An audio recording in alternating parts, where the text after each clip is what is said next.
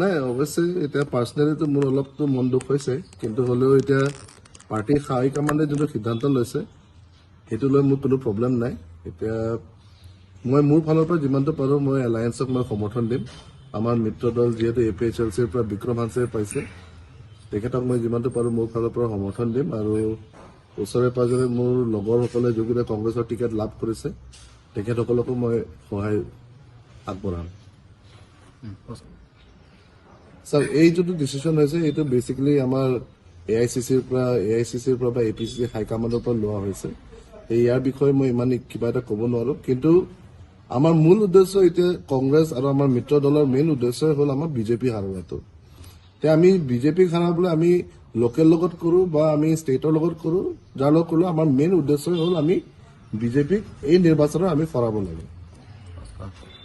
Congress APHLC নহয়, যিহেতু আমাৰ মিত্ৰ দলত আৰু বহুত আছে। ৰাইজৰ দলৰ লগতো ফাইনেলি মিত্ৰতা হ'ল আৰু আমাৰ AJPৰ লগতো আছে, APHLCৰ লগত আছে, CPIML লগত আছে। আমি সকলোৱে এটাই আমি উদ্দেশ্য লৈ পেলাই নিৰ্বাচনত নামিছোঁ যে এবাৰ আমি যুঁজ এটা দিম বিজেপিক, আৰু আমি যিমানটো পাৰোঁ আমি আমাৰ ফালৰ পৰা চেষ্টা কৰিম যে চৰকাৰটো বনক, আৰু বনিব বুলিও মই আশা ৰাখিছোঁ। হয়, তেখেতসকলৰ লগত অলৰেডি কথা পতা হৈছে আৰু সকলোৱে সন্তুষ্ট বুলিয়ে ক'ব লাগিব। সেইকাৰণে আমি সকলোৱে এবাৰ মিলি পেলাই কাম কৰিম আৰু সকলোৱে মিলি পেলাই এই নিৰ্বাচনখন পাৰ কৰিম বুলি ভাবিছোঁ, আৰু ভালে ভালে যাব বুলি ভাবিছোঁ আমি নিৰ্বাচনত।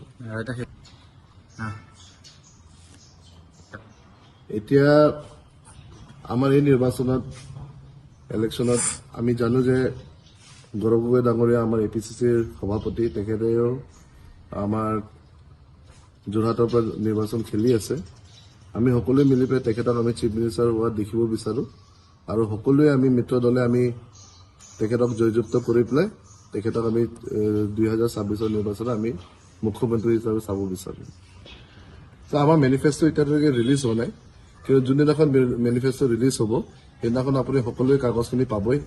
আৰু প্লাছ আমি কাৰ্বি আংলঙত এইটো বিচাৰোঁ যে আমাৰ কাৰ্বি আংলঙৰ কাৰণে আমাৰ কংগ্ৰেছ আৰু আমাৰ মিত্ৰ দল যদি থাকে আমি বিজেপিতকে বহুত এটা ভাল কাম কৰিব পাৰিম। কিয়কি এতিয়া আপোনালোকে কাৰ্বি আংলঙৰ প্ৰব্লেমটো সকলোৱে গম পাইছে, কণ্ট্ৰেক্টৰৰ পেমেণ্ট পৰা লৈ পেলাই আদি কৰি লৈ পেলাই কাউন্সিলৰ আজি কিমান মাৰামাৰি হৈ আছে পেমেণ্ট কথা লৈ পেলাই, কিন্তু এই প্ৰেজেণ্ট চৰকাৰে কোনো এটা ষ্টেপ লোৱা নাই।